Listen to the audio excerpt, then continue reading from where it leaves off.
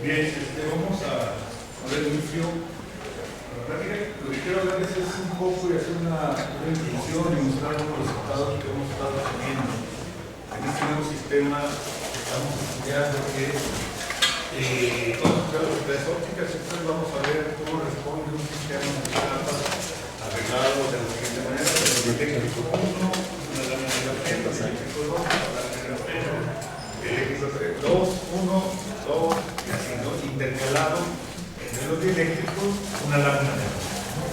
Y entonces lo que voy a hacer es enviar luz. Vamos a enviar luz y quiero ver cómo responden, ¿no?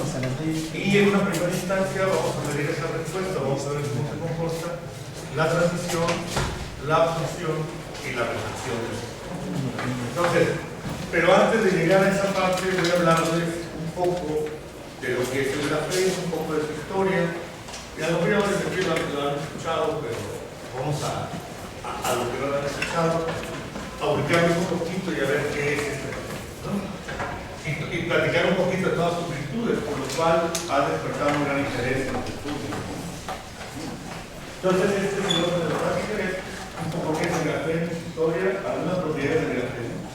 ¿Sí? Si se fijan ahí, no hablo de las propiedades ópticas porque lo quiero hablar ya cuando voy a entrar en materia, como voy a explicar un poquito más. ¿Sí? Hay una característica que es importante, que es el abrir un gap en el grafeno. Ahorita vamos a decir qué es y por qué es importante abrirlo, ¿sí? Y ver si nos va a influir o no durante el proceso. Vamos a meter el modelo teórico, vamos a analizar, vamos a poner ahí las fórmulas, sencillamente cómo lo estamos obteniendo y qué significa a través del método de matriz de transferencia. Y vamos a presentar algunas estructuras que ya estamos estudiando y hemos obtenido algunos resultados, y para después presentar lo mismo, ¿no? Si se fijan, ahí no vienen conclusiones, habrá por qué no, qué significa. ¿Sí? El grupo de trabajo está compuesto por algunos compañeros que estamos aquí en Milán, que es el doctor Isaac Rodríguez Vargas, el servidor ahí, el doctor Jaime Raúl Suárez López, el doctor Samuel Pérez Huerta. Ahí sí que el doctor, no sé por qué, no es porque no le guste que no le digan doctor, ¿no? Por suerte nosotros nos hablamos con el nombre personal y no de otra manera. La doctora Cifuentes Gallardo y la doctora Cifuentes, que pertenecen a la unidad académica de ingeniería y que pues vamos a querer incorporar los productos de la naturaleza, y nos vamos a ver cómo va dándose la colaboración, ¿no? Tenemos una posición doctoral que es del doctor Reyes Villacarna. Y en este momento tenemos un estudiante de arquitectura y un estudiante empezando a trabajar, ¿no? En el instituto. Entonces, vamos a hablar un poquito de lo que es el grafeno. Ustedes a lo mejor ya lo han escuchado hablar. Es un material que ha despertado un interés muy grande, ¿no? Por sus propiedades. Pero siempre empiezo esta plática con esta parte porque se me hace muy interesante, que dice de Wittgenstein, que no sé si se produce así, pero vamos a leerlo por lo menos así. Dice: los aspectos de las juntas que son más importantes para nosotros son juntas debido a su simplicidad y familiaridad, que nos pasa en la vida cotidiana, ¿no? Hay algo que podemos hacer y no le damos de importancia a muchas cosas, y ahí las tenemos al lado, y resulta que tienen una importancia más allá de la que nos consideramos. Eso no es solo una frase que se aplica en la ciencia, sino también en la vida cotidiana, y bueno, es importante. ¿Y por qué empiezo con ella? Porque miren, resulta que llamaban a lápiz, llamaban plomo en 1564, cuando fue inventado, ¿sí? Pues resulta que un trazo de una lámina de grafito de alrededor de 1 milímetro contiene 3 millones de capas de grafeno. O sea, el grafeno siempre ha estado ahí, ¿no? Cada rato lo borran. Ya no borren para que tengan el grafeno, no borrarlo, que hacen problemas, se están tomando capas. Pero ese es el grafeno, ahí estaba, ¿no? Siempre lo tuvimos. Pero aparte, había un teorema por ahí que se decía que no se podía obtener de manera estable materiales bidimensionales. Y eso evitaba que mucha gente hiciera un estudio al respecto. Wallace, en los 40 del siglo pasado, ya se usa el siglo pasado, y algunos somos de aquel siglo, ¿sí? Trabajó y predijo alguna forma de estructura de bandas cuando las láminas, cuando el conjunto de capas que formaban el grafito la reducía a 1, ¿no? O a 2. Como no capa, ya predijo lo que vamos a ver ahorita sobre alguna de las propiedades del grafito. Entonces, ahí está, y siempre ha estado ahí, y hasta el 2004, que no sé lo pudieron aislar a través de ustedes, ya lo mencionaron. Sí mencionaron que una simple sobre ese grafito, con lo que se llama solución mecánica, pudieron aislar capas de eso. No me voy a meter mucho en ese detalle, ¿sí? Pero ¿qué es el grafeno? Bueno, lo podemos ver desde el punto de vista geométrico, estructural, como una monocapa de átomos de carbono arreglada en una red hexagonal bidimensional tipo panadero. Lo importante de aquí es que, y lo que se dice es que del grafeno se pueden derivar todos los desarrollos, que es el grafito apilando capas de grafeno. Entonces yo lo voy apilando y tengo capas de los grafitos. Los famosos nanotubos, tengo una lámina de grafito y la puedo enrollar. ¿Sí? Y eso también lo vamos a nanotubos. De hecho es una producción, una forma de producir grafeno, láminas de grafeno, tratando de desarrollar nanotubos. Y los famosos multibor, ¿sí? También se pueden llevar de láminas de grafeno.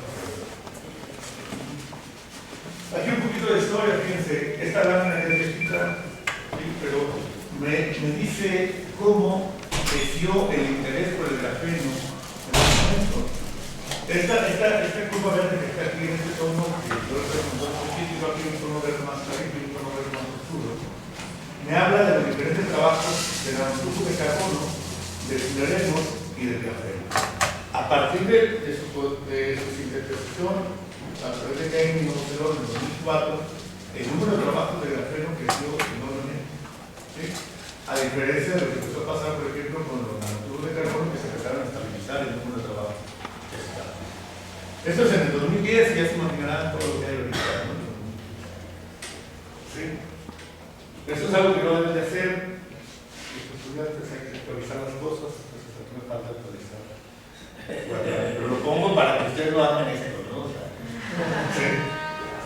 Y lo mismo pasó aquí. El número de patentes que se habían registrado de grafeno hasta el 2013 eran de más de 8.000.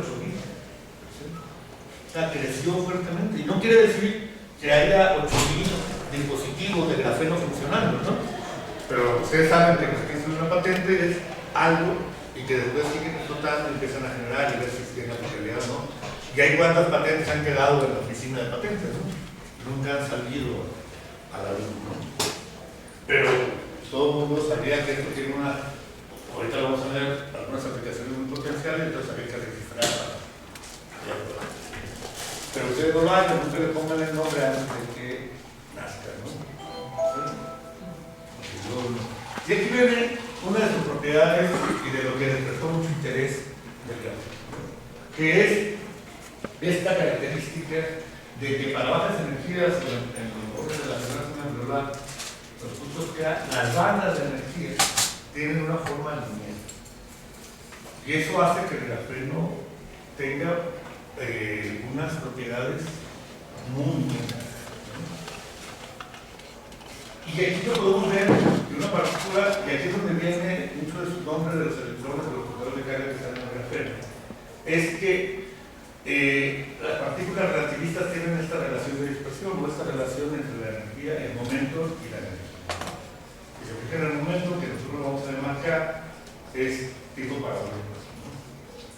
En cambio en el grafeno este término no aparece.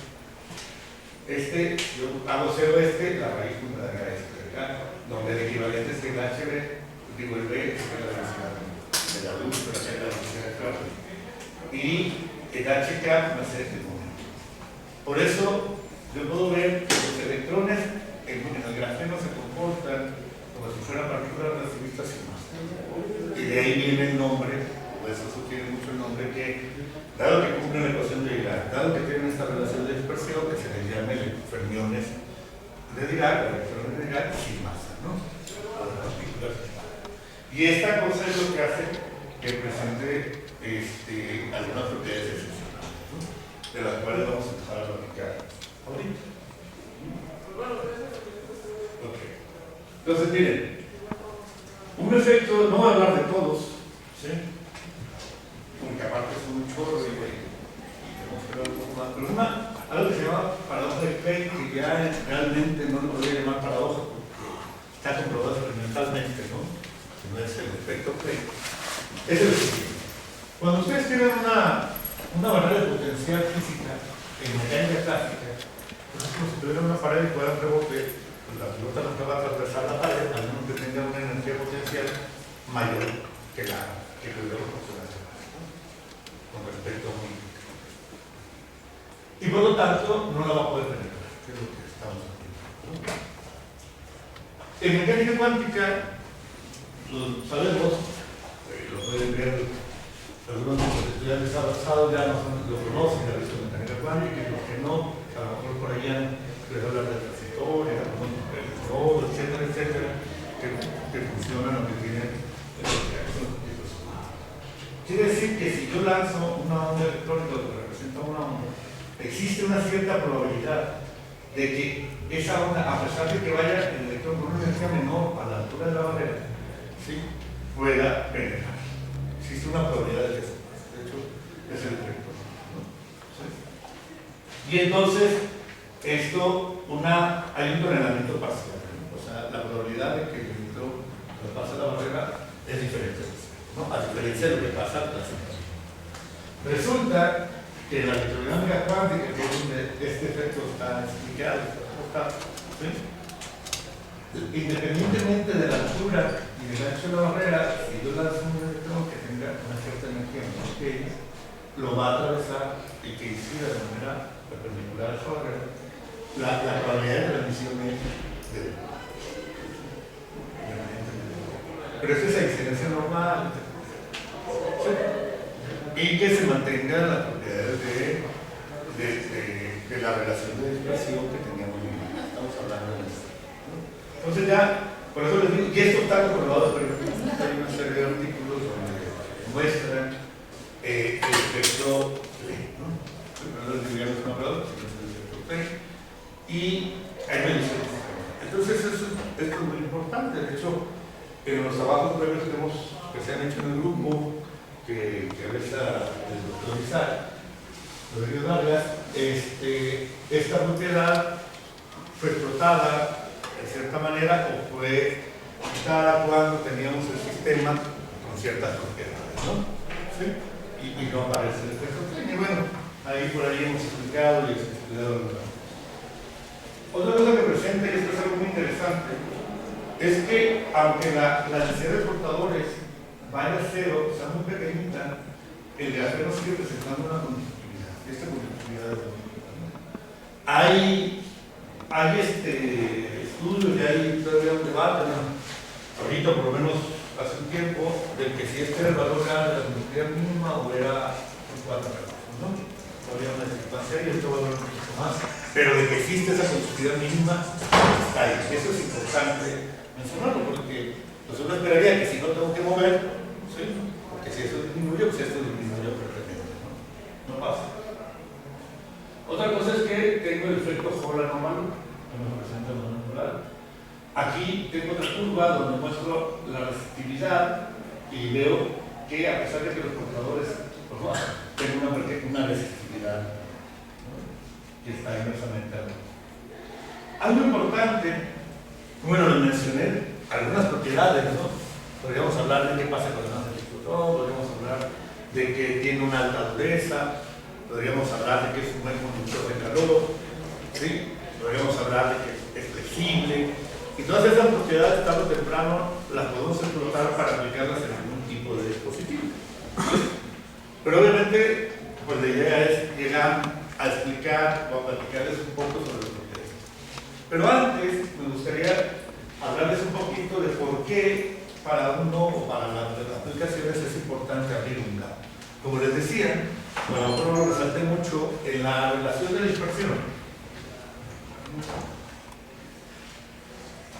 Esto es para que, no mucho para que el de la cámara trabaje.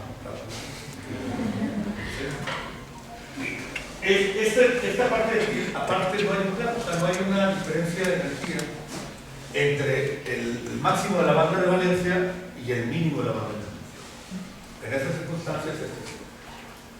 Y eso pues no me permite modular de manera adecuada, no me permite modular las propiedades electrónicas del transporte. ¿Por qué es importante? Porque yo quisiera generar algún dispositivo electrónico, pues de eso se basa, ¿no? De saber si eso es más ancho, más pequeño, porque entonces necesito mayor energía, menor energía, un tipo de luz, meterle luz de una forma, aplicar un voltaje de cierta manera, etcétera, etcétera, etcétera, ¿no? Y así funciona la electrónica que conocemos y que usamos de manera cotidiana, a través de modular esta cosa de aquí y aprovechar esa propiedad. Entonces, acá, pues lo que yo quiero es hacer. Y hay varias maneras, y solo les voy a mencionar tres, y dos de ellas nosotros las hemos usado, como les decía, en el estudio de propiedades de transporte. Una es en base a cómo terminan las láminas de grafeno, si terminan de esta manera en zigzag, o algo que le llaman arm shape. Podría generar un grado. Y aquí tengo la referencia y una gráfica de cómo va cambiando esto con diferencia. Otra forma de hacerlo es colocar una lámina de grafeno. Aquí tengo un esquema de unas gráficas que hemos utilizado ya para hacer otros cálculos, donde yo coloco la lámina de grafeno sobre sustratos, en particular de carburo de silicio. Esta representación esquemática es, aquí hago un gap, o sea, ya la energía no es cero, como tiene acá, y pasa de lugar a ser lineal a un tipo parabólico, ¿no? ¿Sí? Y esta interacción que está aquí, me habla que entonces el electrón ya no puede viajar libremente por la red, porque ahora va a sentir que hay necesidad de, le hace falta energía siempre por aquí para poder llegar a eso, ¿no? Entonces lo va a ver con una barrera, y lo mismo para los huecos, ¿sí? La barrera. Entonces eso se comporta como una barrera de potencia. Y entonces nosotros lo que hacíamos cuando estudiamos las propiedades de transporte y transmisión electrónica, ¿verdad? Propiedades electrónicas era jugar con una distribución de dos tipos de sustratos, uno que se llamaba óxido de silicio, que ese no le hace nada al grafeno, y otro que era carburo de silicio, que lo que hace es ahí tener una interacción y rompe la simetría y por lo tanto aparece la simetría de la red de cómo está organizado estructuralmente. Eso lo podemos describir de esta manera, con un combinamiento que tiene esta forma, ¿no? Y aquí aparece un término cuadrático que ya rompe el hecho de que esta linealidad que teníamos inicialmente, ¿no? Y aparece un gap que es proporcional a este parámetro. De hecho, este término está relacionado con la masa, pero acá está. Y bueno, yo propongo que los electrones los puedo describir con esta función de onda, etc. Pero eso lo usamos para otras, bueno, lo hemos usado para otros tipos de análisis. Otra forma de hacerlo es colocar sobre la lámina de grafeno sobre un óxido de silicio y aplicar a través de sondas una pequeña diferencia de potencia por zonas. ¿Sí? Entonces, igual, lo que yo hago no es abrir un gap, no es cambiar la forma lineal del cono, sino lo que hago es mover el cono. Porque al aplicar un potencial, lo que cambia es la energía del carga. Entonces muevo el cono, pero igual, los electrones al viajar en esta dirección, en un esquema de bandas energético, pues vienen con una energía y aquí van a ver otra energía, ¿no? Otro nivel de energía. Y por lo tanto el electrón es como si sintiese que hubiera una barrera, ¿no? Se comporta ese efecto de la barrera. Pero aquí lo que estoy haciendo es modular uno de los parámetros del grafeno, que es su potencial químico. Y eso va a estar relacionado más adelante con las propiedades ópticas. ¿Sí? Y de una manera muy, muy importante. Por eso lo menciono, ¿no? Entonces, nosotros jugamos, en el grupo jugamos a que yo había un campo, generaba un campo, generaba una barrera a través de un potencial estático por regiones, y en base a eso yo modulaba las propiedades del transporte electrónico. ¿Sí? Y por ahí ustedes pueden encontrar, bueno, aquí hay varios estudiantes, compañeros que están trabajando en el grupo y que conocen más o menos, ¿no? Por ahí está esta cita de retención, también estamos haciendo, ¿no? Ahora ya que entendemos ese tipo de detalles. ¿Sí? Ahora vamos, y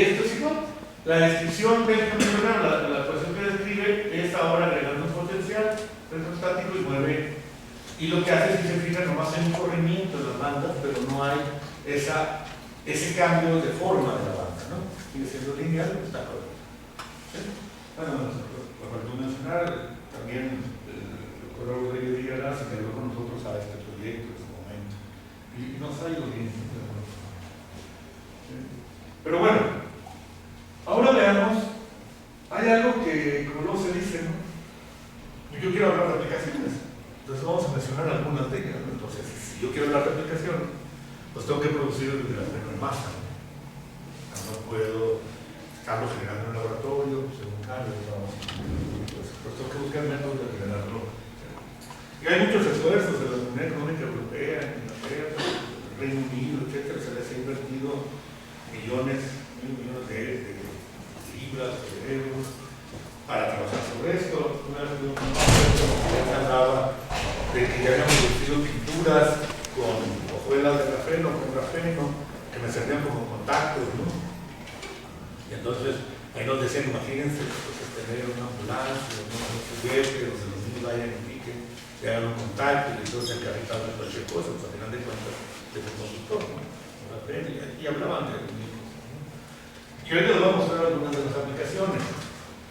Pero esto, en un artículo que es muy importante, que es de Aroma, por Rufín, Gay, no sé, donde habla un poco de qué es lo que tiene el grafeno, nos pone una lámina que nos dice el precio para la producción en masa va aumentando y la calidad de la producción del grafeno también depende de eso. Y depende de la técnica con que se crezca o se obtenga el grafeno, ¿no?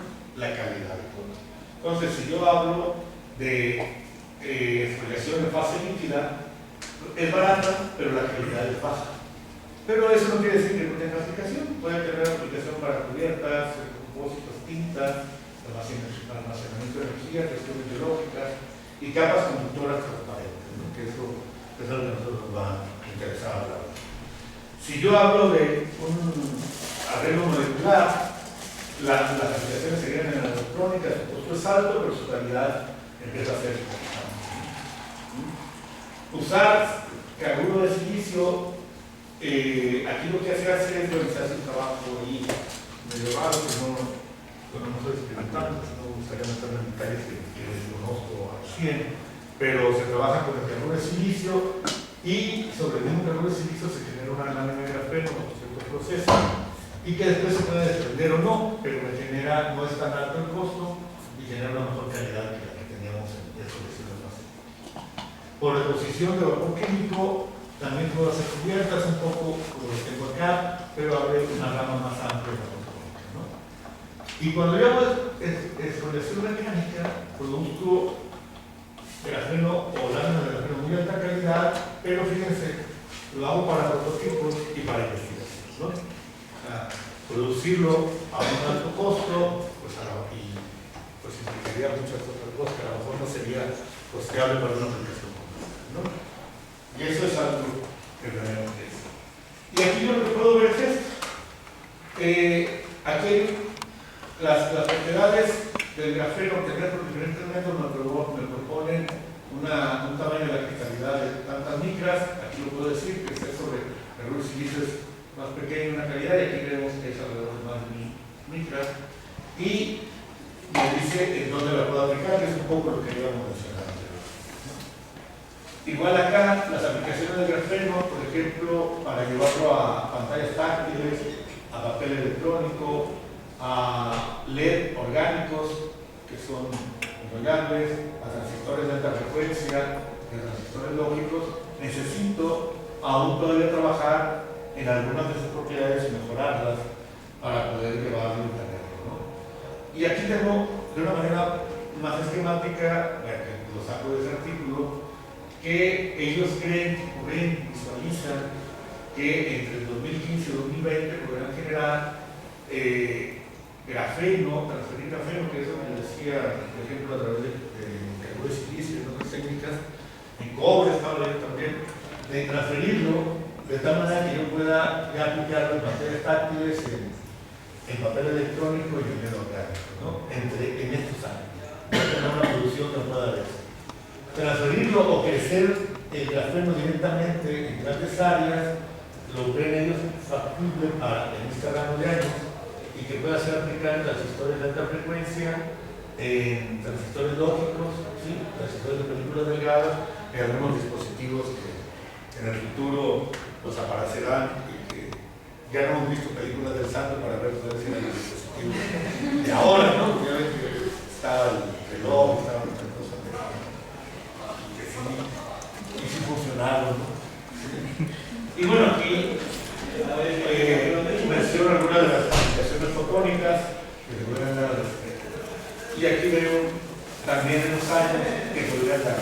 Esto lo hablan también que del 2015 al 2035 se podrá tener una gran magnitud de aplicaciones llamadas dirigidas a la.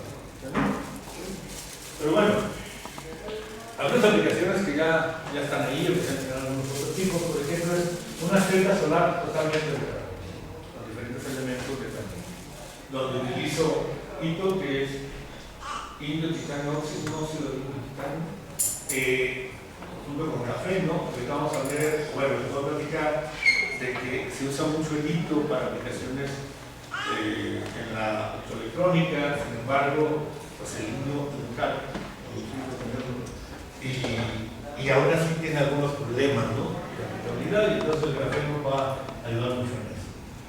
Utilizo los buckyballs y también los tubos y genero una celda solar, ¿no? Puedo generar una celda solar que es totalmente de carbono. Podemos tener pantallas táctiles. Ustedes buscan ahí Samsung, grafeno, Samsung o todos los japonesitos, van a ver por ahí un par de videos o una serie de videos que están bien futuristas, ¿no? ¿Sí? Pero que hasta donde yo sé ya está ahí el prototipo, una de esas cintas hechas de esa manera, ¿no? Según tengo entendido, pero otra vez no. Entonces, bueno, este tipo de cosas motivan a uno a estudiar sus propiedades y estudiarlas de una manera. Aquí vamos a entrar ya en materia y algo que no les mencioné en un principio, mencioné la conductividad térmica, la resistencia, la dureza, ¿sí? Etcétera, etcétera, etcétera. Buen conductor de muchas cosas, pero una lámina de grafeno por sí sola es altamente conductor. Y al ser es altamente transparente. ¿Sí? Íbamos a hablar de la transparencia, ¿no? Es muy transparente. Pero entonces, ¿para qué lo estudio si es altamente transparente? Bueno, estoy hablando de una lámina de grafeno, por eso es importante construir sistemas diferentes a los que están estudiando. Aquí hay un artículo de Nair y colaboradores que sale en Science en 2008 y los colaboradores son la gente del grupo de Game, todos ellos, que estudiaron una lámina de grafeno o una lámina de grafeno sobre cantidad cinética. De alguna otra forma, mentalmente lograron hacer eso. Y aquí podemos ver esto que está aquí, este es aire, y fíjense, pues la transmisión, esa es la transmisión de la luz, pues es al 100%, ¿no? Es aire, hay un poco de ruido. Sobre la lámina de grafeno, disminuye, ¿sí?, esa transmisión en un 2.3%, que sería equivalente un poco a la absorción. Ahorita vamos a ver por qué lo digo de esa manera. Y en una bicapa disminuye todavía un poco más. ¿De acuerdo? Aquí cuando yo les comentaba, y esta gráfica que tengo aquí es una gráfica para cuando la longitud de onda de la luz que hago incidir sobre estas láminas de grafeno. Y yo puedo ver aquí varias curvas, algunos no lo alcanzan a notar. Estos puntos que están aquí, estos círculos abiertos, son los resultados experimentales que ellos obtienen. Entonces, si se fijan, anda en el 97 punto y algo por ciento, que está de alguna forma relacionado con este 2.1, ¿no? Por ciento de diferencia entre lo que es la transmisión en aire y el otro.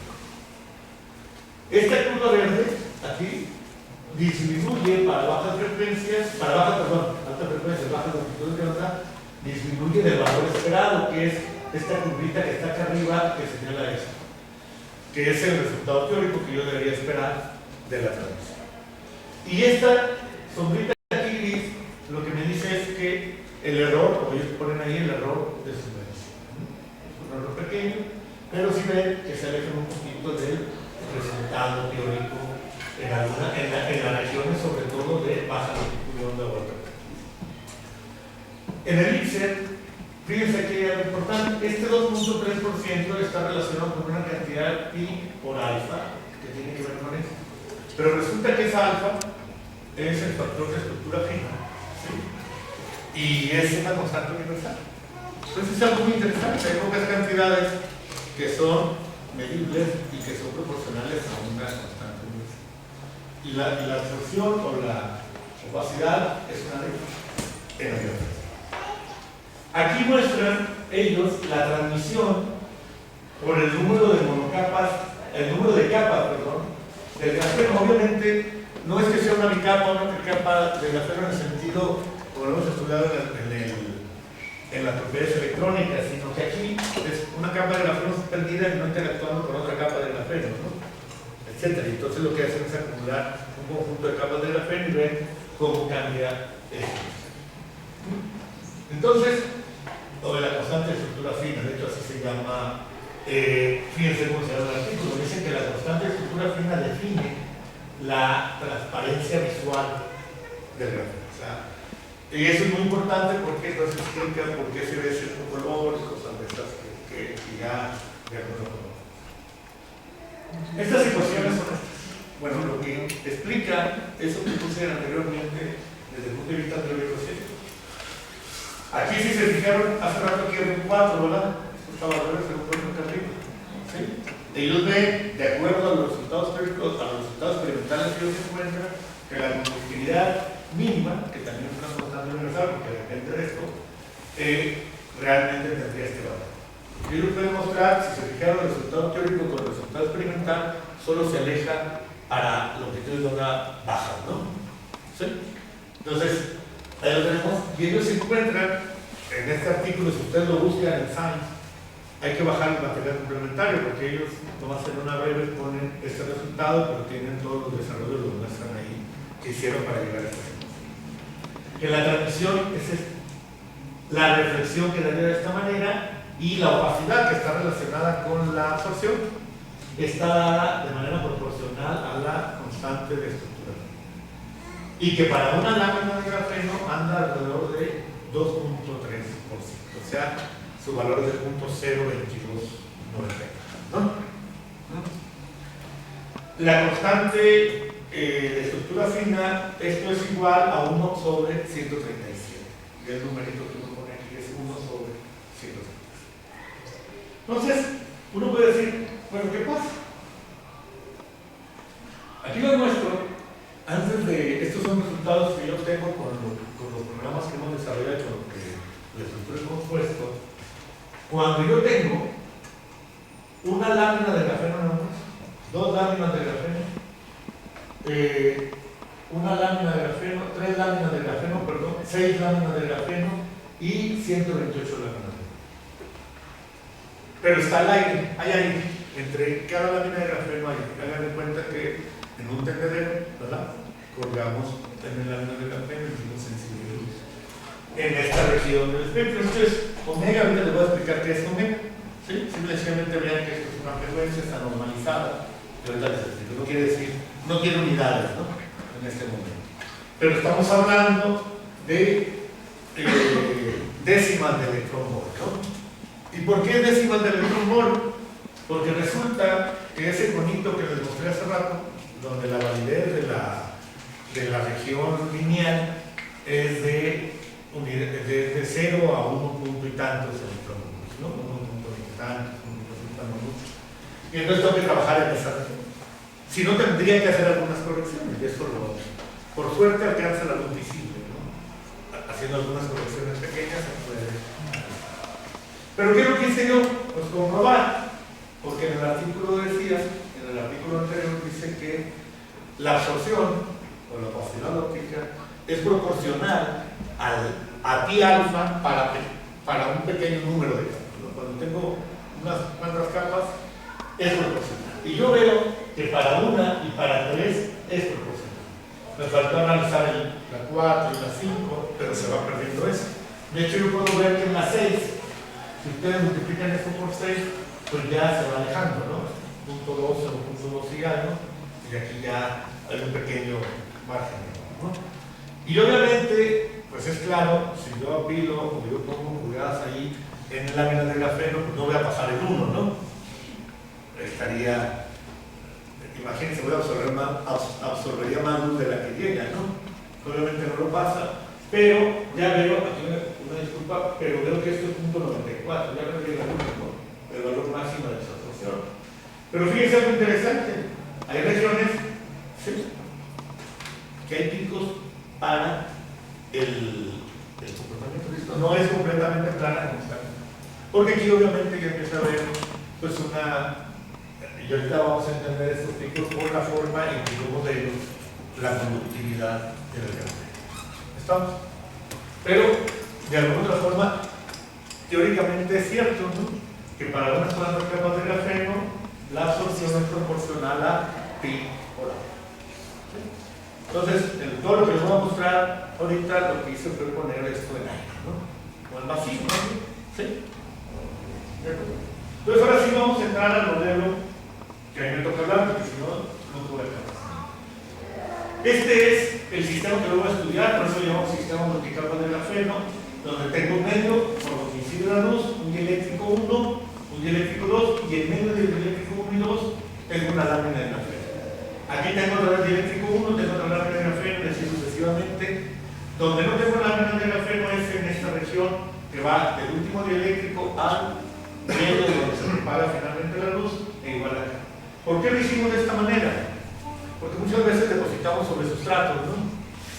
O aplicamos este tipo de cosas, y yo lo que estoy haciendo. Al final de cuentas, yo puedo hacer este también igual a este, y ya tengo que llegar directamente a la lámina de grafeno igual a acá, ¿no?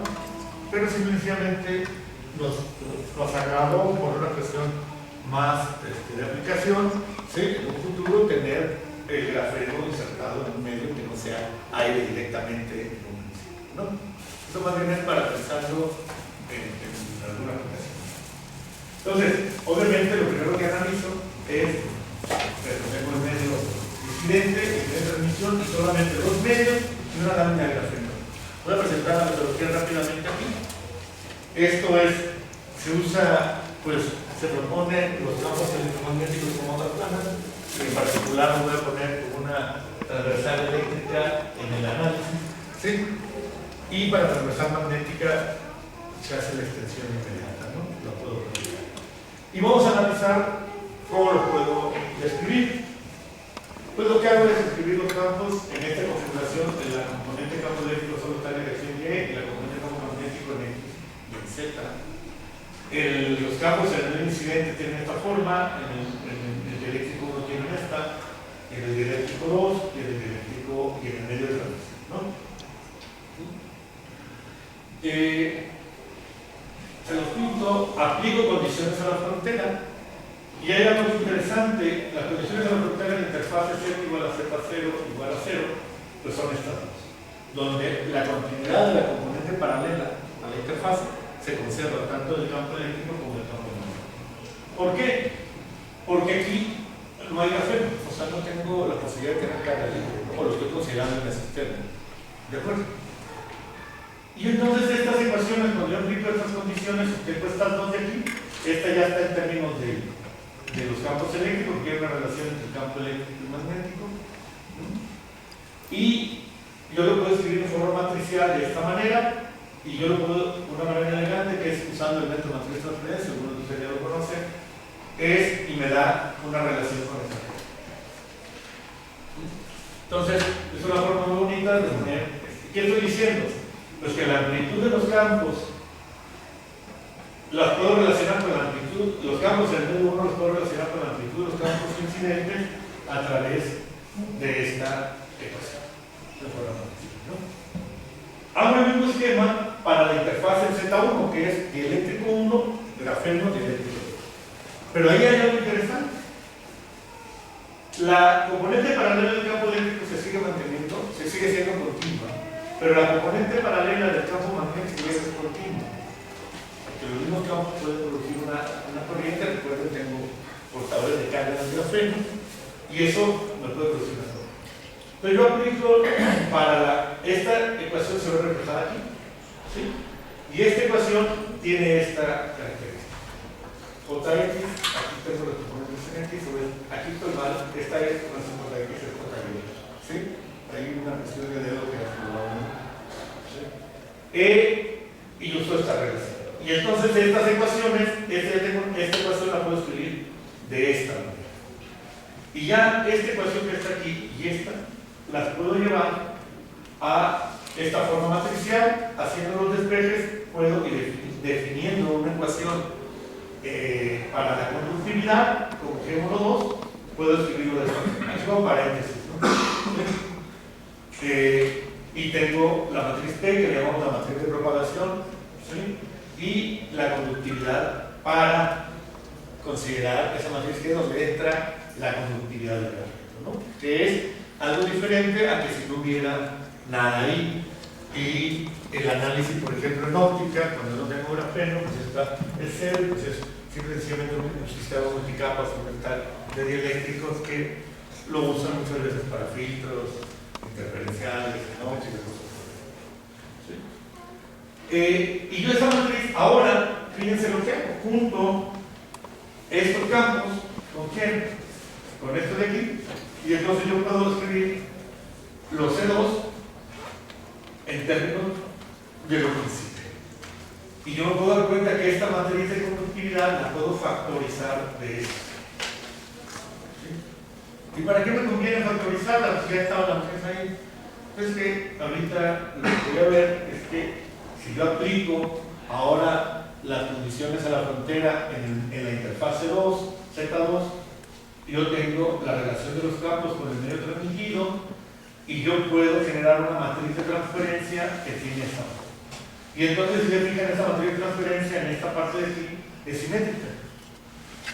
O sea, para el medio 1 tengo las propiedades del medio y su propagador, y acá tengo las propiedades del medio 2, del medio eléctrico 2 con su propagador. Y de manera sandwichada aparece la información del medio 2. Por eso es importante factorizarla en orden, ¿no?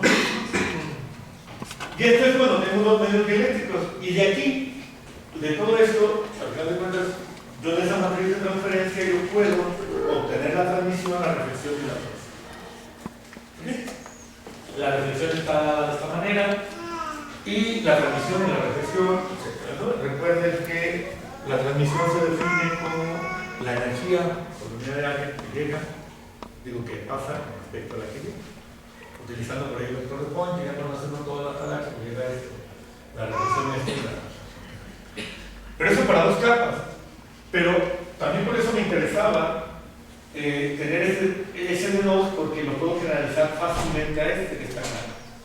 De esta manera. Los campos en el medio transmitido y los campos en el medio incidente a través de una matriz de transferencia total. Que yo la puedo escribir de esta forma. Donde el MJ es DJ, PJ, DJ inversa.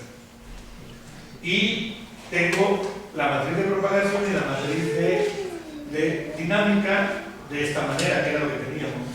Y tengo la matriz G de esta forma. Aquí me faltó escribir algo, porque si ustedes ven esta aleatoria, se podrían imaginar que el último término que aparece es una G. Entonces eso quisiera decir que hay un grafeno al final, ¿no? Que habíamos dicho que no íbamos a poner grafeno en la última parte, grafeno y medio transmitido no. Pues me faltó poner la condición, ¿sí? Que para cuando J es N, esta cosa de aquí vale 0. ¿De acuerdo? Simplemente es una condición ahí matemática que ponemos al contador y entonces ya esta ecuación queda bien bonita, simétrica y tengo una matriz J, y yo la genero de esta manera. Y es una forma más elegante que tener ahí todo el show, ¿no? ¿Sí? Inicialmente es para darle una cierta elegancia matemática, no es matemático, dice física. ¿Sí? Entonces, ya tengo esto. Yo ya tengo mi modelo. Entonces, ¿ahora qué tengo que hacer? Pues hacerle incidir luz, ¿verdad? Y hacer esa multiplicación de matrices de acuerdo a la cantidad de capas que yo ponga. Y entonces lo que hago es lo siguiente. Bueno, pero antes, pues tengo que decir quién es la conductividad, ¿no? La conductividad, aquí se me pasó en ¿sí? Tiene la conductividad óptica o la conductividad de grafeno, tiene una contribución de intra y la otra interbanda, o sea, de las transiciones interbanda y las transiciones intrabanda, ¿no? Las transiciones entre la misma banda y entre bandas que tienen esta forma que está. Se ve media rara, por aquí aparece un coseno hiperbólico, por aquí aparece un logaritmo, ¿sí? Y esta ecuación es válida para cuando tengo ciertas condiciones, si no, puede cambiar un poco. Aquí T es la temperatura, E es la carga del electrón, la frecuencia, y este es el potencial químico del cuadro. ¿Sí? Y tengo esta otra relación, esta ecuación o esta forma de presentarla la presenta Falkowski en el 2008 también, y describe la conductividad de grafeno, y puede haber en ese rango de energías que estamos hablando, ¿no? Que en términos del espectro electromagnético significa el infrarrojo lejano al borde al infrarrojo cercano, al borde de ahí del visible, ¿no? ¿Sí? Y entonces no hay que traer las ecuaciones de antiguos a los resultados, pero lo que pasa es que todas las ecuaciones anteriores era para cuando el campo eléctrico era paralelo al electrónico. Y ahora lo que tengo aquí descrito con las ecuaciones es cuando el campo eléctrico o el campo magnético es paralelo al interfaz. Y lo único que cambia en el modelo es que ahora la matriz dinámica tiene esta forma. Aquí otra vez el épsilon no le puse naranjita. Eso es por hacer la tarea a la carrera, ¿no? Pero bueno, son errores que hay que corregir. Y malo fuera que yo dijera que eso está bien, que así debe ser, ¿no? ¿Sí? Pero si se fijan, la formulación es la misma y no lo que cambió fue esto, ¿no? Digo, perdón. Entonces, ahora sí, vamos a ver qué tipo de estructuras estoy estudiando o qué tipo de estructuras en un principio pensamos en. Pues la imaginación no es una poquita, aparte ya están ahí, lo que tenemos que empezar a hacer es estudiar las superredes, o sea, cuando tengamos capas y periodos que se repiten de eléctrico 1, de eléctrico 2 con un ancho y hacerlo de manera repetida en el veces, ¿no? Que sería la superred. Otra es generar un perfil gaussiano, ya sea en el valor de la épsilon, que es la constante dieléctrica, ¿sí? De uno de los medios. Eso, a lo mejor para decirlo de una manera más llana, bueno, que aparte que es cierto, está relacionada con el índice de refracción del medio. Si yo agarro un libro, esa cosa que está ahí está relacionada con el índice de refracción. Entonces, este perfil, en las azules, que sería el dieléctrico 2, voy a aplicar ese perfil, o sea, voy a variar el épsilon 1, el épsilon 2, perdón, a través de un perfil gaussiano. Y eso se puede hacer, porque si yo considero silicio poroso, pues yo sé que tiene diferentes, la función de ley del índice de refracción depende del grado de porosidad. La semana pasada les platicaron algo al respecto, ¿sí? Y entonces yo puedo generar un perfil, pues, como este. Otro que vamos a estudiar es cuando, de lugar de tener un perfil gaussiano, tengo un perfil lorentziano, ¿no? De lugar de una ecuación gaussiana que no se nota, es un perfil gaussiano. Y no se nota porque si está equivocado no puede decir que no. Pero también puedo aplicar ese perfil gaussiano a los anchos de los dieléctricos, en este caso el dieléctrico 2. O sea, nosotros sabemos que si yo cambio el ancho de un dieléctrico no es lo mismo tener un vidrio, ¿verdad?, de 1 centímetro que de tanto, y ver qué pasa con la luz ahí, ¿no? Un medio dieléctrico de reacción. Y también puedo jugar con él de manera. Lo puedo hacer siguiendo una regla de Fibonacci, una regla de Coulomb, una regla de Pellet-Doblin y una regla de Silverstein. Si se fijan, la distribución de los cuadritos es distinta, ¿sí? El azul representa el medio 2 y el rojo el medio 1. Y entonces lo que quiero hacer es estudiar para ver si las propiedades de transmisión o no se le reflejan las características geométricas. Entonces ya muy rápido. Y también obviamente estudiar desde campo, ¿no? Si no estudio en un campo y está haciendo cosas regulares, ¿cuáles son los parámetros? Yo voy a estar en una región donde el potencial químico es mucho mayor que la transmisión, que la temperatura, perdón, la temperatura. En ese sentido yo puedo reducir mi ecuación, tanto la contribución interbanda, de transmisiones interbanda como ultrabanda, a una cosa muy sencilla, que es esta forma. Esa omega que yo les mostré ya está normalizada con el potencial químico. Y por lo tanto los anchos también los hago adimensional y están de este. Para potenciales químicos del orden de decenas de, o sea, de décimas, perdón, de electrón volt, los espesores andan del orden de micrómetro. ¿Sí? Y bueno, la temperatura es baja. ¿No? Sabemos que si tuviéramos la temperatura cero, el grafeno fuera químicamente puro y por lo tanto esta cosa valdría cero. Obviamente no estamos ahí, estamos portadores, etcétera, etcétera, etcétera. Y este valor de aquí, yo lo puedo modular aplicando una diferencia potencial, como lo comentábamos en un principio, ¿no? Y entonces yo puedo jugar con esto.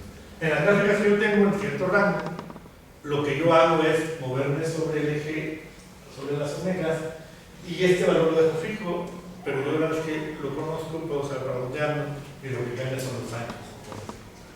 Pero, si yo no hago esa aproximación, tengo la conductividad completa y puedo ponerlo en términos de el potencial químico y la temperatura, ¿no? Y ver qué física hay ahí. Entonces, les muestro rápidamente algunas curvas que hemos obtenido. Por ejemplo, aquí está para la superred. Aquí está para el número de capas muy pequeño. Aquí tengo 5 capas, que son 4 láminas de grafeno. Aquí tengo 32 capas. Vean cómo la estructura va cambiando, ¿sí?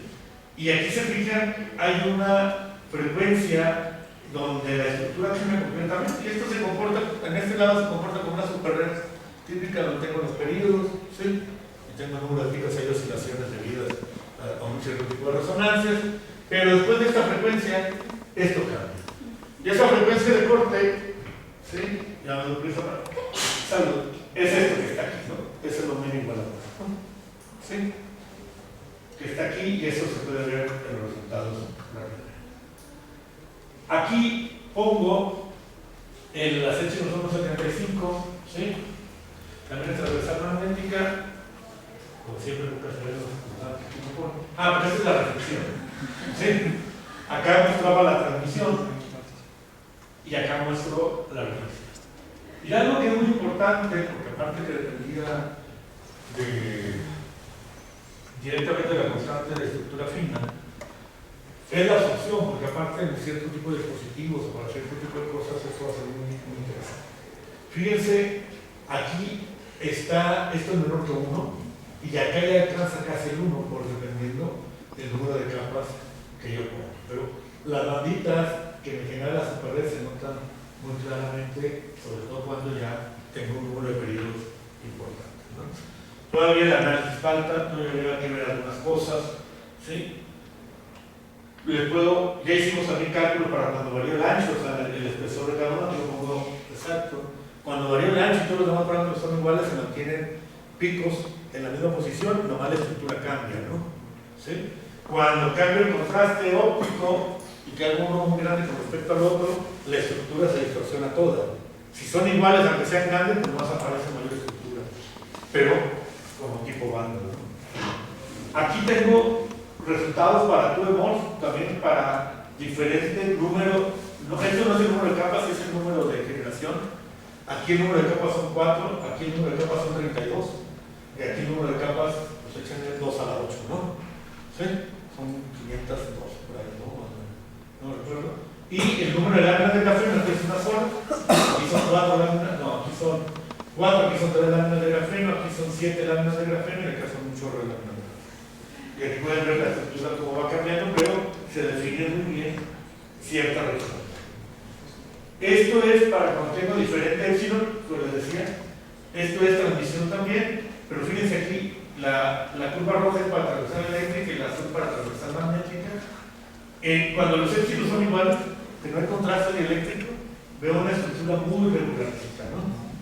Pero cuando me salgo de ahí, veo una estructura media rara. Y aquí son pocas capas, son 32 capas, ¿no? 32 láminas de grafeno. Si esto lo hago más pequeño para un análisis mejor, pues voy a poder ver esto con menos ruido y puedo hablar un poco al respecto. Lo mismo tengo, esta es la absorción, ¿sí? La otra es la transmisión, esta es la absorción. Lo mismo estamos haciendo para Fermi doble, que es otra secuencia. Y aquí igual, ¿sí? El número de camas es pequeño, veo cómo la absorción, perdón, el número de camas va aumentando aquí, cómo la absorción va, aquí casi es 1, y acá todavía es en décimas, ¿sí? Es una probabilidad baja, ¿no? Una disculpa ahí porque ustedes no se alcanzan a ver bien en la computadora y de cerquita que se ve bien. Perdón. Pero son resultados parciales. De aquí aumento fuertemente la varió epsilon otra vez en esta central, que los epsilon son iguales, veo que hay una estructura más o menos regular, y cuando me salgo de esa parte y que hago un contraste entre los epsilon, esto genera mucho ruido. Y bueno, aquí tengo lo mismo, varió epsilon, pero ahora esta es la absorción, también para eso, lo de la transmisión, y aquí puedo ver esto. Y hasta ahí les quería platicar por qué no hay conclusiones, porque estamos en proceso. Este proyecto lo hemos iniciado más o menos alrededor de marzo, abril. La metodología que de materia de transferencia y la parte óptica la controlamos, ya la tenemos creada una parte por separado y la otra matriz. Entonces no nos fue difícil generar los programas, pero lo que estamos en este momento es empezando a ver los resultados para diferentes sistemas y empezar a analizar qué es lo que sucede. Otra cosa que me gustaría comentar es que las ecuaciones son lo suficientemente generales, están puestas por ahí generales, de tal manera que yo le puedo agregar una parte imaginaria a la epsilon. ¿Sí? Ahorita tengo todas las MUS, todas las susceptibilidades magnéticas las tengo en uno, o sea, situaciones magnéticas. Y yo creo, habría que verlo, y eso platicarlo un poco a lo mejor con Luis, con alguna gente, de que podríamos meter la función eléctrica o la constante eléctrica en términos de la frecuencia, para considerar los conductores y ver si la formulación no es muy distinta o es igual, y de ahí ya partir, ¿no? Las ecuaciones en principio lo podemos poner, pero no sé si físicamente habría que hacer el análisis más detallado, ¿no? Para ver si las mismas condiciones de la frontera, los detalles, no tengo que en principio no se puedan extender, ¿no? Pero como ven, apenas estamos en este proceso, así que el problema está abierto y pues están invitados por si alguien quiere incorporarse al público, ¿no? ¿Sí? Y otra cosa nomás antes, todos los trabajos que había, los 2 o 3 trabajos que hemos detectado con estas cosas, ponen dieléctrico, los alieléctricos y los resultados que reportan son en aire. Entonces, hasta lo conocemos, le cambian ahí una formulación, le cambian ahí un poco la conductividad, pero todo está en aire, ¿no? Entonces, nosotros tenemos que ver y empezar a hablar de estas propiedades y entender bien qué está pasando y qué hace cada uno de los parámetros en el sistema. Gracias.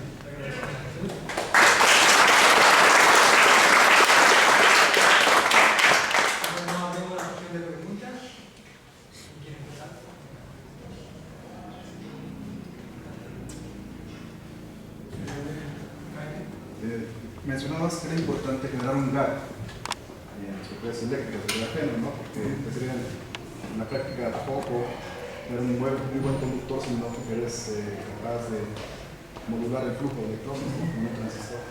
Nosotros sabemos los parámetros ópticos. ¿Has estudiado cómo se comporta el gap? No lo hemos estudiado. De hecho, decía, estos primeros resultados los tengo con un potencial químico fijo, ¿no?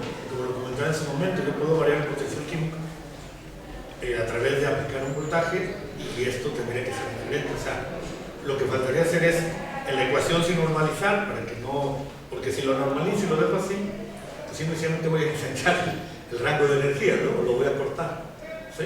El omega que tengo ahí, y ver la dependencia de la temperatura y empezar a analizar qué hace ese potencial ahí, ¿no? Que sería correr los picos, y tal vez algo que sea interesante, algo que estás mencionando, y sería estudiar, ver cómo aplicar ese potencial por regiones, ¿sí? Pero a un sistema multicable y entonces modular esas propiedades en la forma lateral, ¿no? Pero eso todavía no lo ponemos, ¿no? Por eso digo que hay algo. ¿Sí?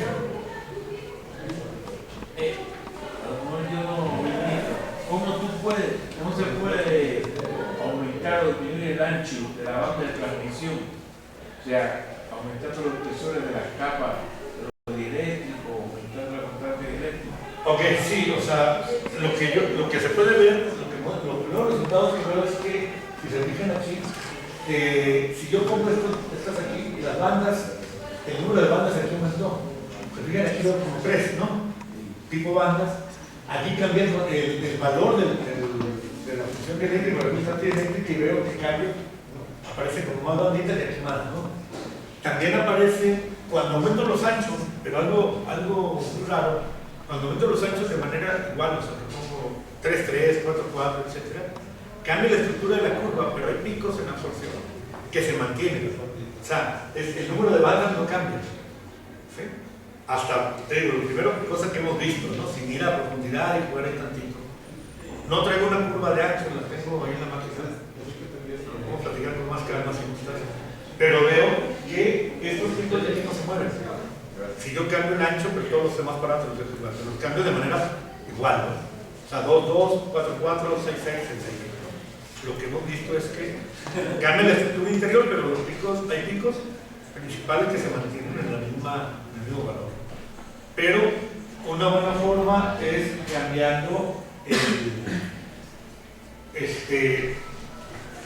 la función dieléctrica. Otra manera, aquí cambiamos, fíjense, aquí lo único que cambia es el N. Y los picos prácticamente están en la misma posición, ¿no?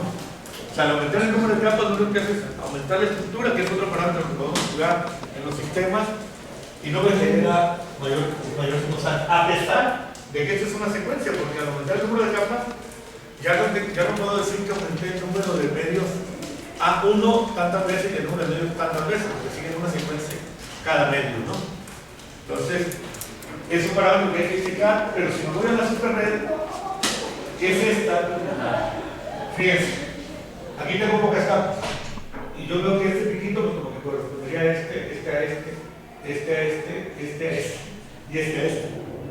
Entonces los periodos, las ventanas que hago es 1, 2, 3, 4, 5, y aquí tengo las mismas, ¿no? ¿Sí? Entonces, este número, hasta lo que hemos detectado ahorita, ¿sí? Este número de ventanas cambia con el valor de la sección.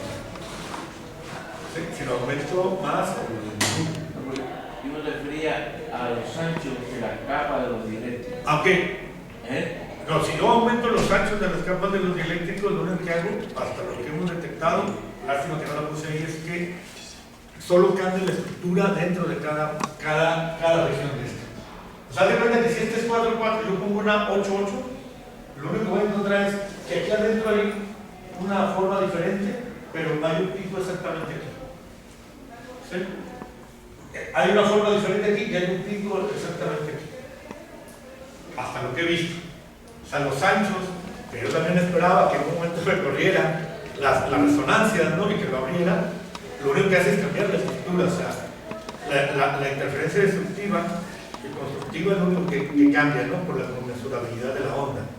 Pero no me genera un mayor o menor rango. Ahora, yo hablo de periodos o de ventanas de una manera abusando del lenguaje, porque obviamente este de aquí no es igual a este, ¿no? ¿Sí?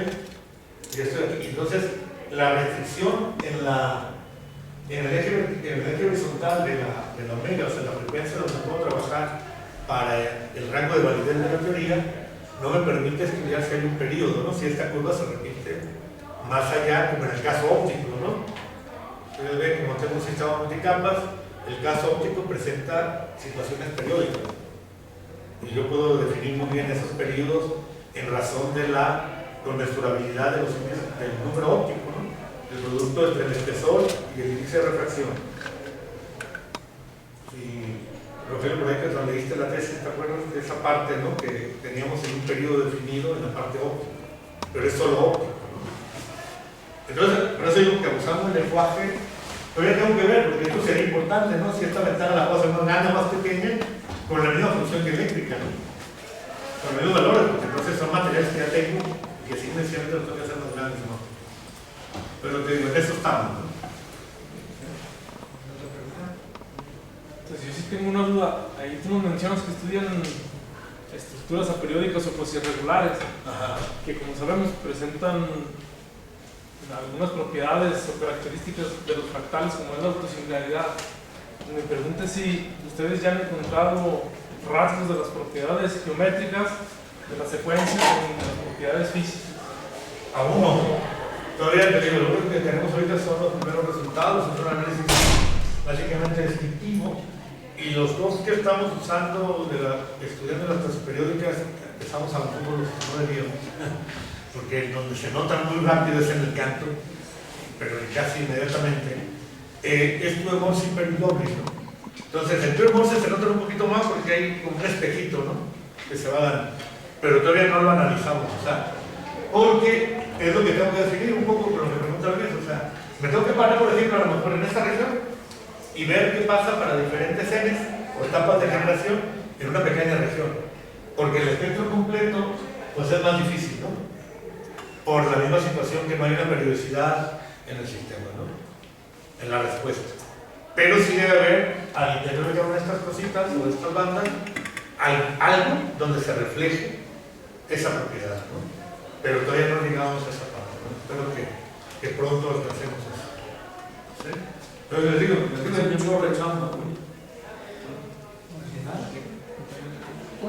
Una curiosidad, María, Sí. si nosotros utilizamos diferentes constantes dieléctricas, ¿no?, podemos asumir que la conductividad óptica de grafeno siempre se proporciona esta constante, porque ahí en el modelo, ¿no?, que yo me doy cuenta que es la primera aproximación. Sí, sí, sí. No, pero, o sea, por supuesto hay que buscar como tú dijiste, la forma más sencilla. Ajá. No, pero bueno, si yo pongo constantes dieléctricas diferentes, me puede dar a asumir que la conductividad óptica de grafeno va a permanecer constante. No, claro, yo estoy de acuerdo contigo. ¿Por qué? Porque obviamente un material con una constante eléctrica, por ejemplo, un hallazgo, un filtro es tipo vidrio, ¿no? Y si yo me voy a uno adelante, como un vidrio de cobre, que es un tipo líquido que sigue siendo transparente en esta región, pues ya es distinto el material, ¿no? El óxido de cobre. Entonces la constante de red y cosas por el estilo cambian.